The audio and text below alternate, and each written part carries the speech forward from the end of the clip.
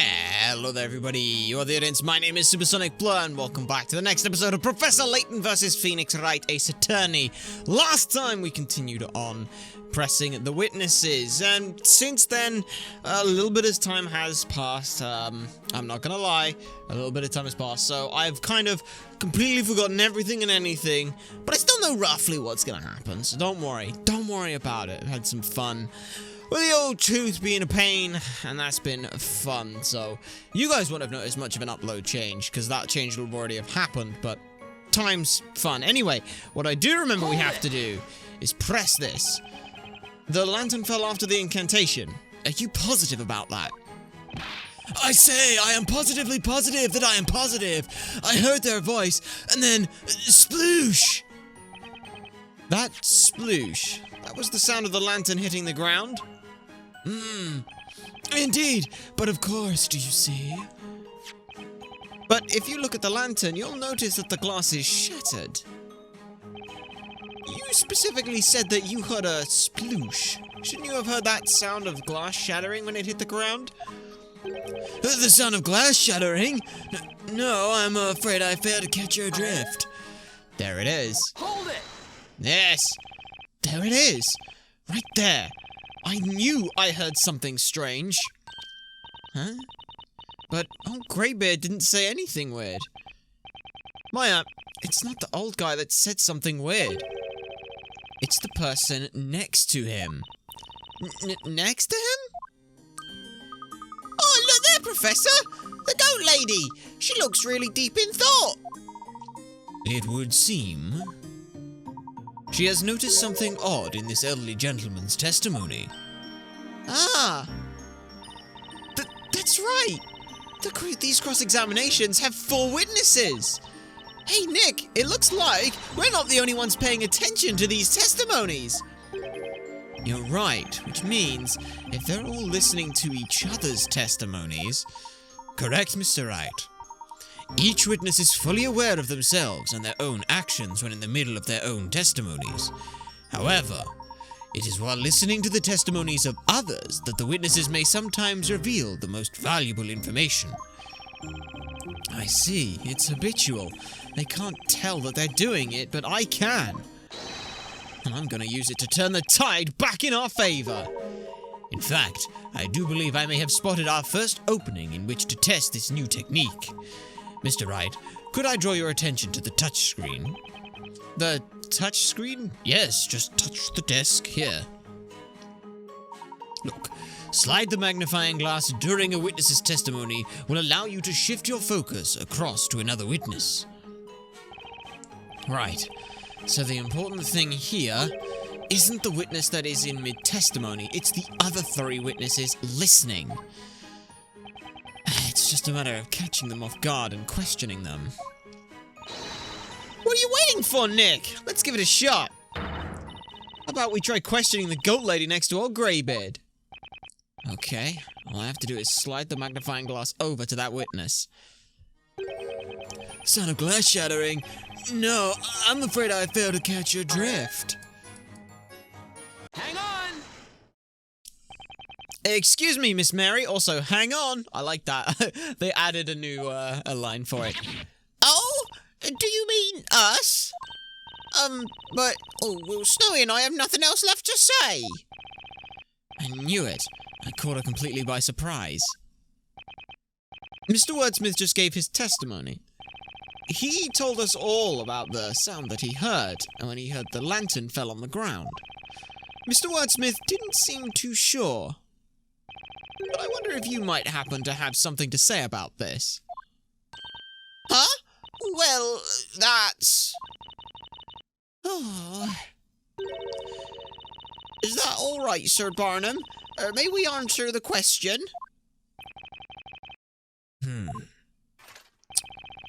Do what you will, madam. There is no need for formalities. Huh? Well, we'll try and explain, won't we, Snowy? The truth is, we did hear something. That is to say, well, we heard the sound of the lantern's glass shattering. We're sure of it. It was frighteningly loud. Huh? It quite startled us, didn't it, Snowy dear? I looked in the direction of the sound, but I couldn't see anything, let alone the girl or those two thieves. It was a tad dark after all. When the glass shattered, the flame inside must have gone out, hence she could not see them. That seems to be the gist of it, yes, but don't you see? Well, then, as I peered into the darkness, I heard it. You heard it? What did you hear exactly? You know, that! I heard... the incantation for the spell Ignaze! Wait a minute. Oh?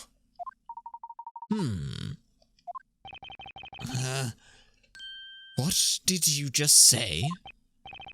Now hold it right there, witness. Yes, my lord. The glass shattered when the lantern fell, then after that, you heard the incantation for the spell Ignaze.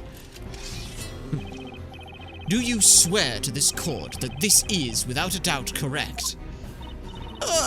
Yes, maybe, I think. How about my testimony? What of my oratorical observations? That blasted spell Ignaze occurred first, then the lantern plummeted to the ground. I heard no such thing. There was no sound of shattering glass. Absurd! Simply absurd! So the lantern fell and the glass shattered. That does not change the very fact that this girl is a witch! Objection! Now they're all in disarray. I hate to disappoint you, but that's not quite the case. In fact, this testimony changes a lot of things. Wouldn't you agree, Inquisitor Barnum? What is the meaning of this? Let's go over what we know so far. In order for a witch to use any magic, they must be holding a witch's scepter.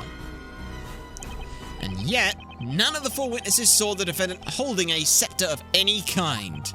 Well, that's because the scepter was made to disappear with the spell Demir, correct? At the time of the crime, the two victims grabbed Miss Cantabella's arm, causing her to drop the lantern on the ground. If, at the time, she was in fact holding an invisible scepter, then the scepter must have fallen when she dropped the lantern. Now, let's say hypothetically that Miss Cantabella really is a witch. She's a witch, you admit it, burn her! No, I said hypothetically. In order to use any magic, she would have had to recite the spell before dropping the scepter. However, as our witness Miss Mary has just stated in her testimony, she heard the incantation for Ignaze after hearing the lantern's glass shattering. What? Oh! You do all understand what this means, don't you? It means that Miss Cantabella, the supposed witch you've locked up, could not possibly have cast any magic. Therefore, the defendant, Isabella Cantabella, is clearly in no way, shape, or form a witch.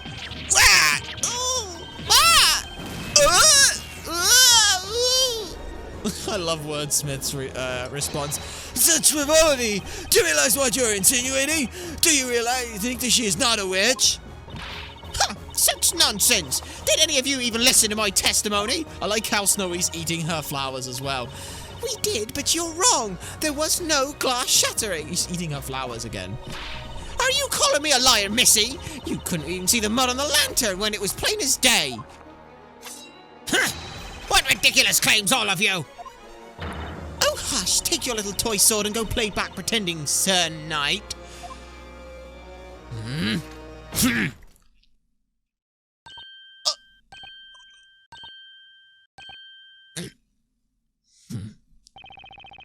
Witnesses, this is a court of law, not a playground. Must I remind you of the importance of these proceedings? Witches and their magic threaten our very town of Labyrinthia. Your words here today could decide the fate of every single citizen within our walls. Do you understand? As such, I expect each of you to take your role seriously and testify honestly about what you saw.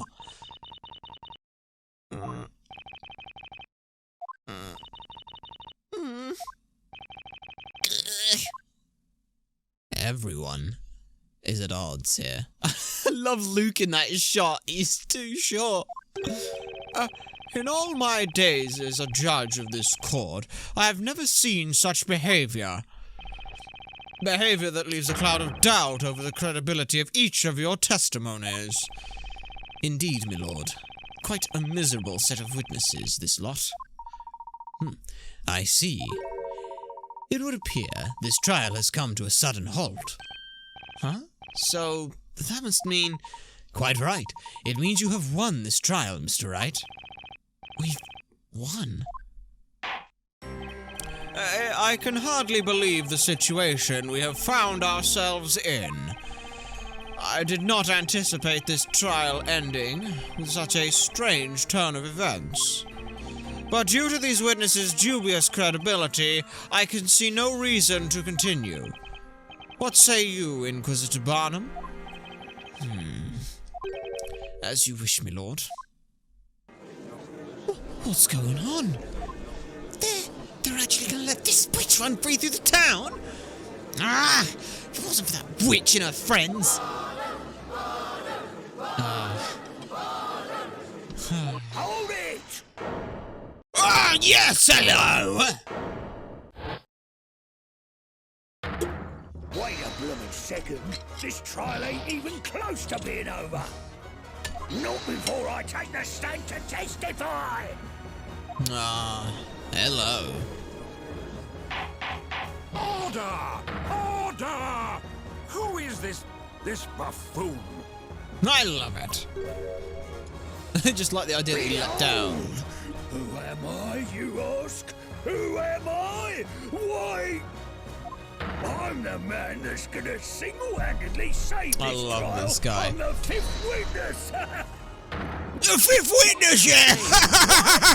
Oh, I got the voice for him and all now. What? There we go. Even Barnum didn't see this one coming.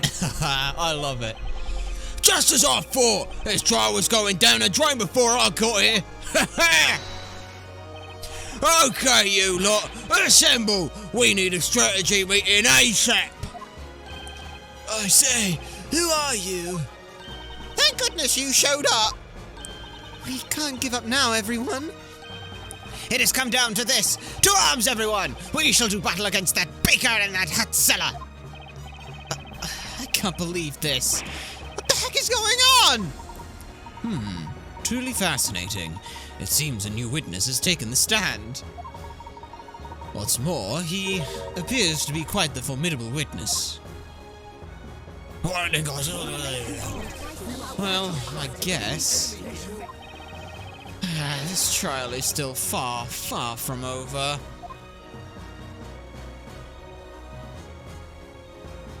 That's right. Oh, if only I'd have... Oh, well, no.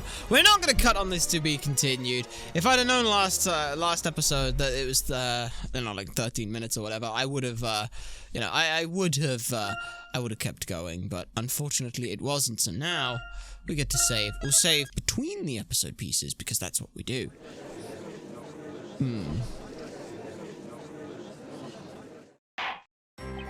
Well then, we will now continue with the trial of Spella Cantabella. Oh boy. Oh boy. A group of witnesses huddling up before a joint testimony in a witch trial. You can't make this stuff up. Inquisitor Barnum, if I may ask you a question. Yes, my lord. We now have 5 witnesses on the stand, so I must ask, why was this obnoxious-looking man left out of your initial group of witnesses?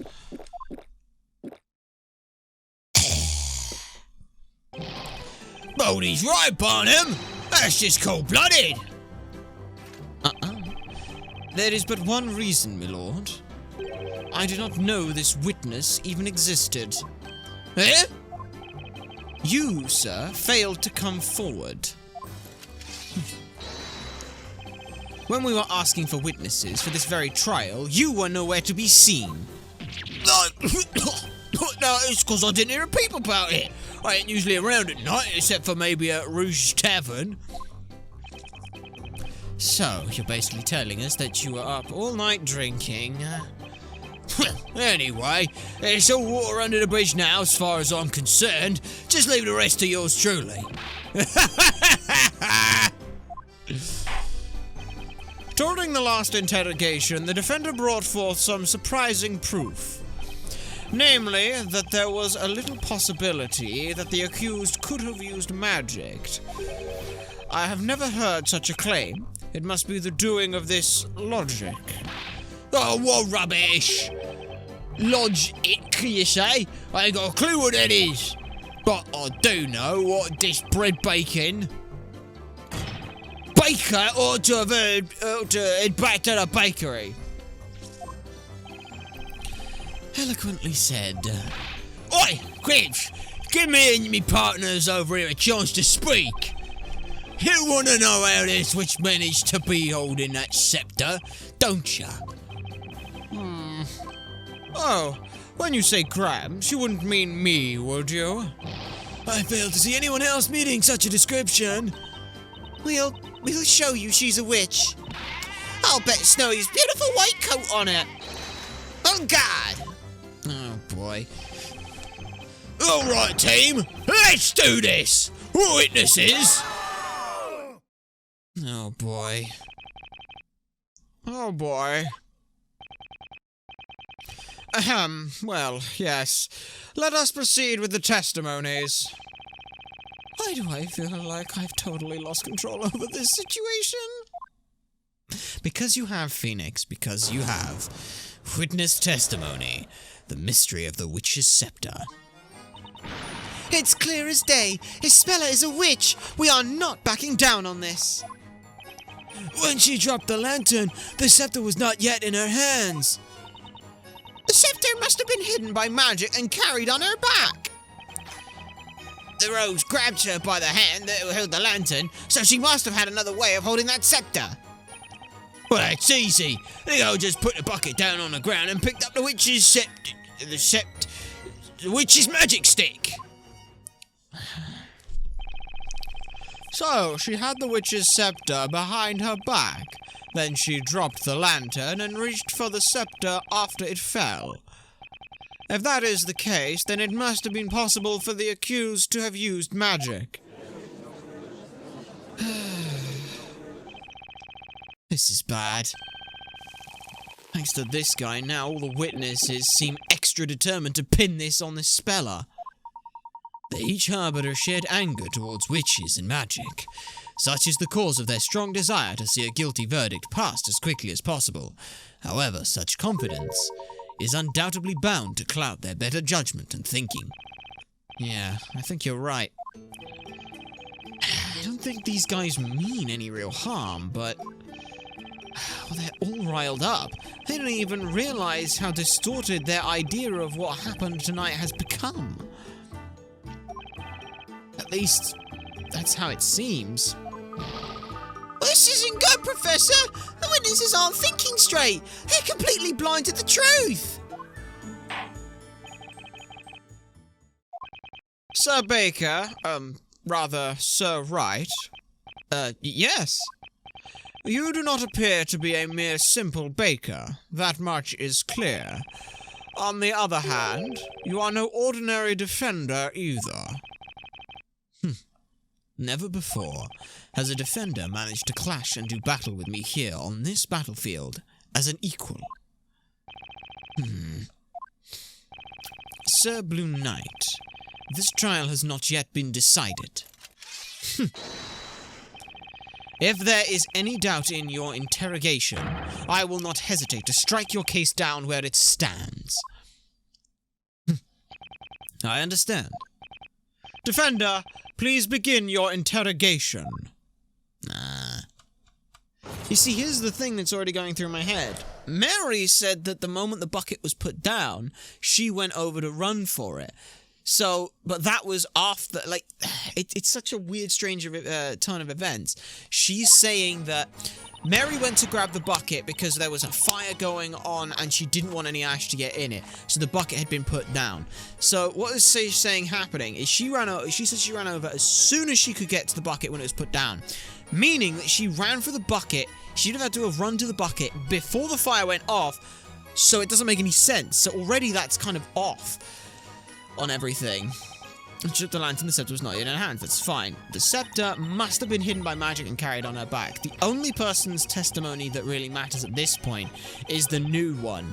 At this point, that's easy. The girl just put down the bucket and on the ground and picked up the witch's scepter. This is a statement based on the fact of what someone did. That's pick-apartable. The only other one that you've got is something like this, but this one, airy-fairy, it's hidden by magic. She could do that. The rose grabbed her by the hand. She must have had another way of holding the scepter. Yep, fair enough. That's speculation on speculation. Here is the proof of the speculation as there. So, if they did that, I'm sorry, but the bucket of milk wasn't there. The bucket of milk has no mud on it from being on the ground. Objection! Wrong. I'm afraid what really happened is not quite so simple. What? What you talking about? It had only just stopped raining moments before the crime took place. As a result, the ground was very muddy. If Miss Cantabella really placed the bucket on the ground like you claim she did, then it should be caked with mud just like the lantern was after it fell. Well, I'd say that clears up your muddy testimony, wouldn't you? Hey, Barnum! What? You just gonna sit there looking pretty? Come on, give me a hand here! Flattery will get you nowhere, witness, other than perhaps to the dungeon. At any rate, there is but one question we ought to ask. Why is there no mud on the bucket? To the witness with the goat, may I ask you a question? Huh? Are you talking to us?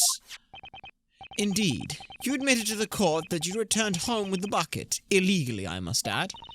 My, oh my, such harsh words, Inquisitor. When you took the bucket home, you must simply have wiped the mud from the bucket. Is that correct?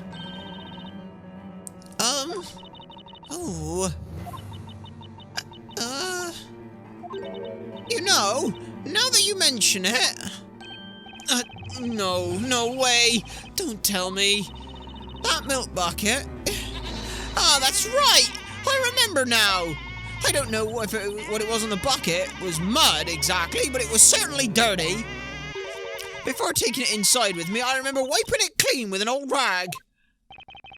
Are you kidding me? Damn it, Mary. Exceptional work, Inquisitor Barnum. Right, it all makes perfect sense. See? We were right all along, weren't we, Inquisitor Barnum? I knew that sword weren't just for show, Barnum. It sliced his argument in two. Objection! Witness, Miss Mary. What is it? You're absolutely sure that there was mud stuck to this milk bucket? Oh my, well, truth be told, I don't remember whether it was mud exactly, but I do remember cleaning the bucket off when I got home.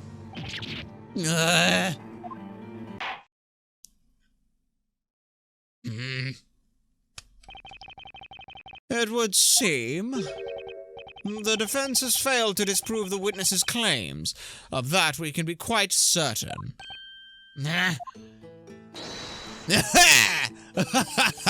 That'll teach you, Bluey. You've got it right. Do me a favour, will you, Grams? I want to change my testimony just a tiny bit. I will allow it only if the witness refrains from future name-calling. Yeah, you got it, me lord. Well, all this court mumbo-jumbo has left me faster than a dog in the desert.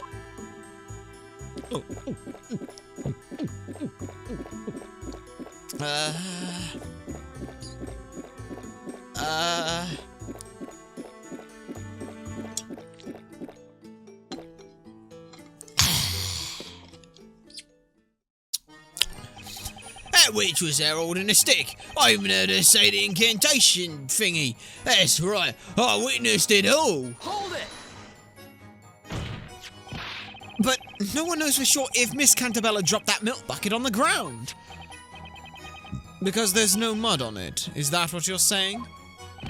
Hey, we went over this already. We know the goat lady wiped all the mud off. Objection! However, Miss Mary doesn't clearly remember whether or not it was mud that was stuck on the bucket. We really don't remember. But maybe? I guess maybe there was mud on it. I mean, she couldn't hold the scepter without putting the bucket on the ground. Miss Mary, please give a definitive answer. You all done, Bluey. Talk all you want, 'cause it ain't gonna help you see. The 5 of us, we did what that witch went and did. We saw it clear as day. Did we now? I say... Excuse me, mister?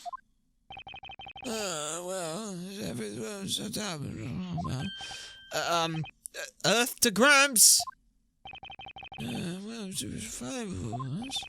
Defender, when you say Gramps, might you by any chance be referring to me?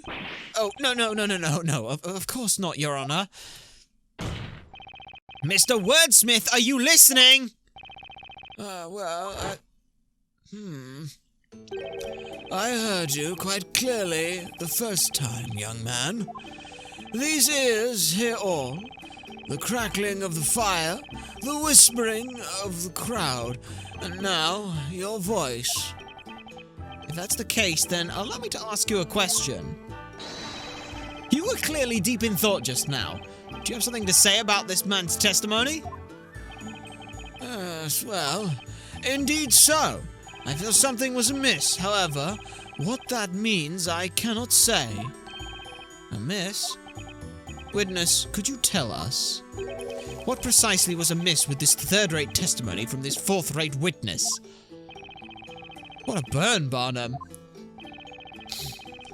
You're a third-rate witness with a fourth-rate testimony. 5 heads are better than 1, and 10 eyeballs are better than 2. As I listened to this man's testimony, I could not help but become aware of something most odd. Tonight, when the crime occurred, we all made haste to that terrible scene. The delicious scent of mid-evening dinner permeated through the air. The shadows of those present cast through the dim light. And yet, there were but 4 figures standing in that vicinity, including myself. 4? Hold on 1 second.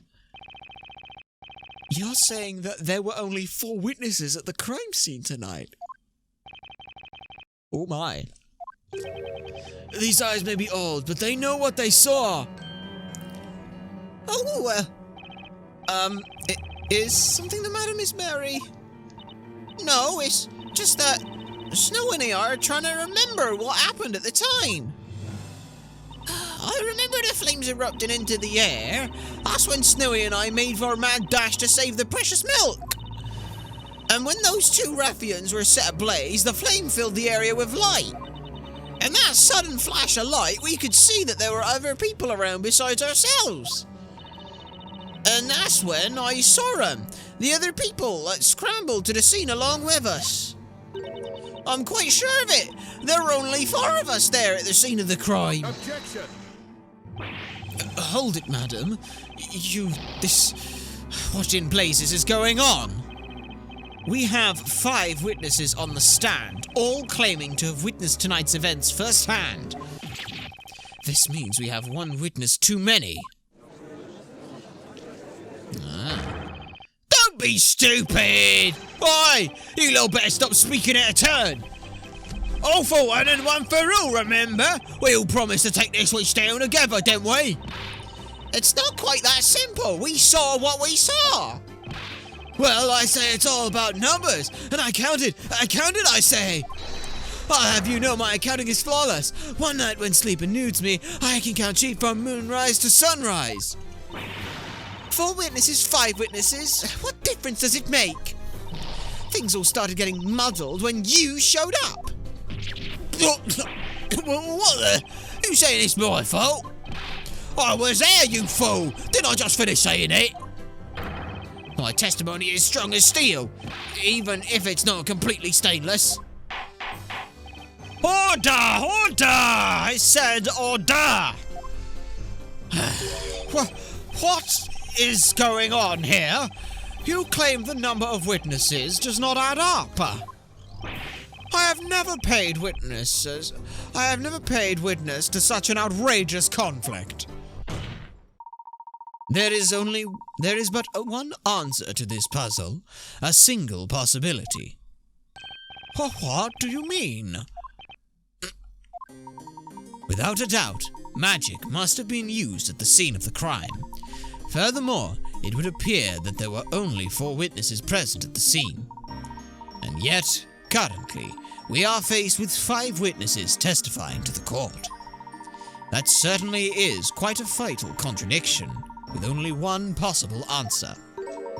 Would you not agree, Mr. Wright? The answer? I can't be. Well, out with this supposed answer, Sir Blue Knight. What is your explanation for the current number of witnesses? One of them is a witch. While it might seem far-fetched, the reality is actually rather simple. The real witch and the real murderer in this case is actually one of these 5 witnesses. What?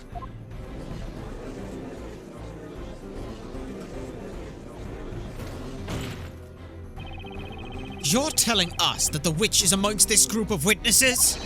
What utter rubbish! There is no possible way such a claim could be true. That's right! You got a lot of nerve accusing one of us of being a witch. Huh? We've told you nothing but the truth, yet you still have the gall to bawl out such an outrageous accusation. Behold, as my trusty field deflects your petty words like the petty words that they are. Inquisitor Barnum? Yes, my lord.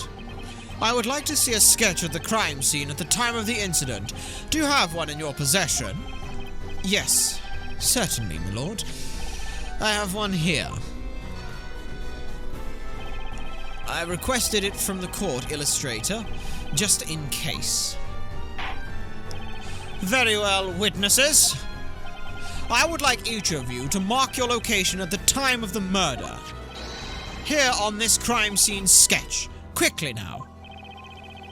The number of witnesses doesn't add up. It's just like we're getting somewhere now.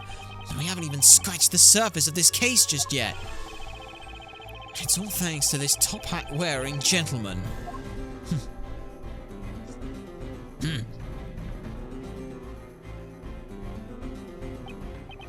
The court accepts this crime scene sketch into evidence. Okay, a new one. If one of the witnesses is the witch, that could only mean one thing. Somebody here isn't telling the truth. That would indeed appear to be the case, Mr. Wright. Listen well, Sir Blue Knight. The path you tread now is a dangerous one. Claiming that a witch is among these most honorable witnesses is a serious accusation, should it prove to be a false one. You will find yourself at the other end of my sword. Do I make myself clear? Huh? But that wasn't so much my suggestion. I mean, the gentleman here with the lovely top hat was the one who urged me to say it. It is the same thing, Sir Blue Knight. Indeed, it is the same thing, Sir Baker. It is the same thing, Mr. Wright. Oh boy. I love that. Now, ready your sword. Ready? Were you listening?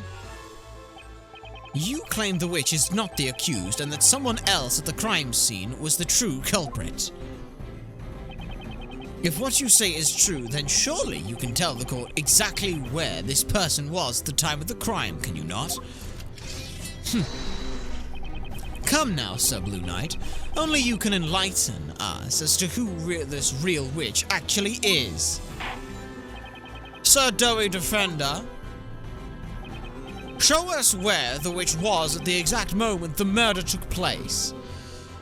Well, this is quite obvious. If we have a look at the Grand Grimoire, you can read what Ignace does. Summons a circle with a flame within a meter of radius of the caster. Requires that, so it has to be close to these two. They have to be stood pretty much on top of them. Got it. The witch was standing, well, probably somewhere around here. Somewhere around there? It looks like it is your head that is currently somewhere else, Sir Blue Knight. What do you mean? I believe he is trying to convey that your answer was incorrect. Well, he didn't need to be so harsh about it. If I may, Mr. Wright, keep in mind that the real witch is among the witnesses, so we cannot be completely certain that their testimonies are all true. Of course, that's true. Well, it looks like relying on the witnesses' testimonies is at the window. Mr. Wright! Mr. Wright! The witch used the spell Ignace, right? Take a look at the Grand Grimoire. We're bound to find something in there. Even if the witness is lying up, a storm, whatever is inside this Grand Grimoire has to be the truth, right?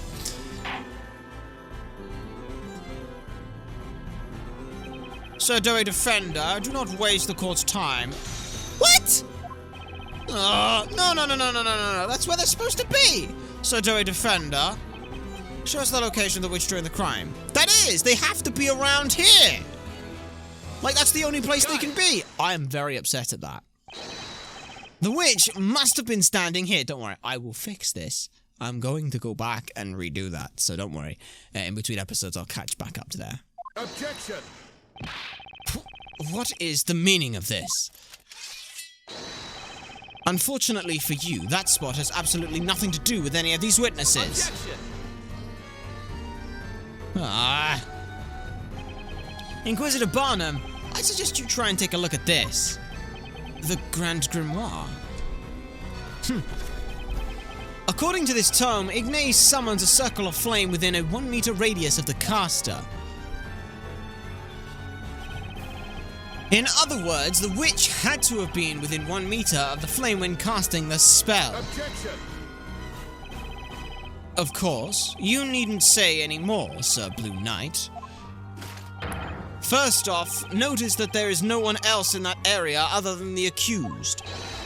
It should also be quite obvious from the sketch that there is clearly nowhere for anyone to hide. Objection. True, there aren't any hiding spots, however. There is one other possibility, if a witch wanted to stay hidden from sight. Most intriguing. Since you seem to love showing evidence, then prove it. How was the witch able to hide in plain sight? That would be the Grand Grimoire. Take that. This Talea Magica contains 2 magic gems. Ignace and the other spell, that's right, the spell Demir. Demir? It can't be. It cannot be. That's right. There was most certainly a witch present at the crime scene, only they were completely invisible. All thanks to the magic spell Demir. What foolishness is this? Order in the court!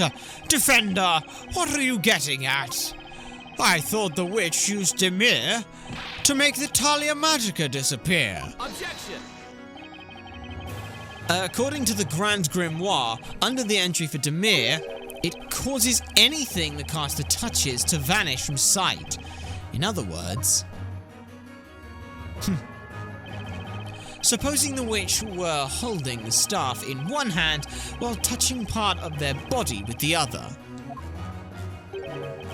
They would be able to make themselves disappear. Are you implying that there is a reason for the conflicting number, that is the reason for the conflicting number of witnesses? Indeed it is, which means Witnesses, someone among you is not disclosing the entire truth, and that person is the witch we seek. I believe this is the most probable scenario.